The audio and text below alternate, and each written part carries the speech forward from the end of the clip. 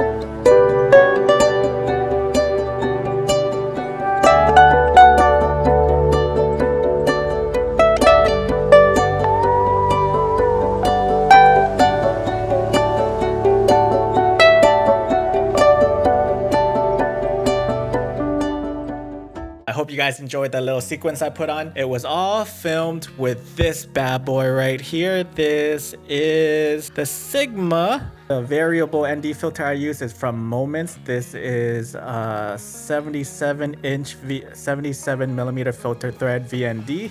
This is a 5 to 9 stops of ND filter for me, and I'm using step-up rings. I'm using from 55mm all the way to a 77mm step-up ring, just so I can use the 180-degree shutter angle. This is what I was using for my entire sequences. So to answer your question, is this lens good for videos? I think so. Obviously, I'm not a filmmaker by all means. This lens isn't parfocal. So like, you know, when you zoom in, it's not gonna stay in focus. You're just gonna lose focus a little bit, and then the camera will pick that up right away. Another thing that this lens doesn't have is OIS. I don't mind because all my Fuji cameras have IBIS in it. So if I know that I'm going to be using it for video, then I'll just put it on one of my bodies with IBIS. And I actually think that for a run and gun videographer, this lens could be a cool lens to have in your kit if you are making videos on a Fuji camera. With my XF 18-120mm f4, the one problem that I have with that lens is it's not fast enough, like as in wide aperture. So I would have to constantly switch out to like an XF 33mm f1.4 so I can have that wide aperture. But with the Sigma 18-50mm f2.8, so I'm actually satisfied with shooting this at f2.8, so I don't feel the need to switch out to like a prime lens to get a photography shot. So there's less work for me to switch in and out because that was such a hassle before. But with this, f2.8 is decent enough. Combined with this lens, amazing close focusing distance, you're going to like get some blurry images with an f2.8 lens. It's crazy how close you can get to blow out the background. So I think this lens is pretty good in that regard. Yeah, I hope this answers some of your questions. If this lens is good for video, I certainly think so, but I'm not a filmmaker, but I can see this lens being used if, you know, you put it on a tripod. It's a static shot. If you're using this on an X-H2S, you can definitely put the tracking on. I had this on my wife's face, as you can see in the video, and it tracked her eye quite well. And when I zoomed in, even though it's not parfocal, the Sigma lenses was instant with that autofocus. So I'm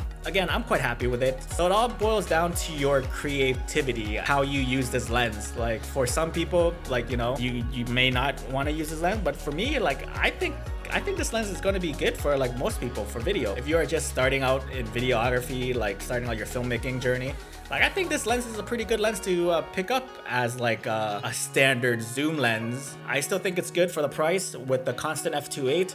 It is amazing, and I think people should look into this lens because it's compact as well. And the image, if you've seen the image, if you've seen the footage, it's amazing. The way it handles flares, like it's so good. It's amazing. But yeah, I hope this answers your question. Sorry I rambled on for so long. If you're interested in this lens, links to it down in the description below. And if you find this video helpful, do me a favor and subscribe to my channel. I do Fujifilm content on this channel. And as always, my name is Tongue, and I'll see you in the next video. I love you.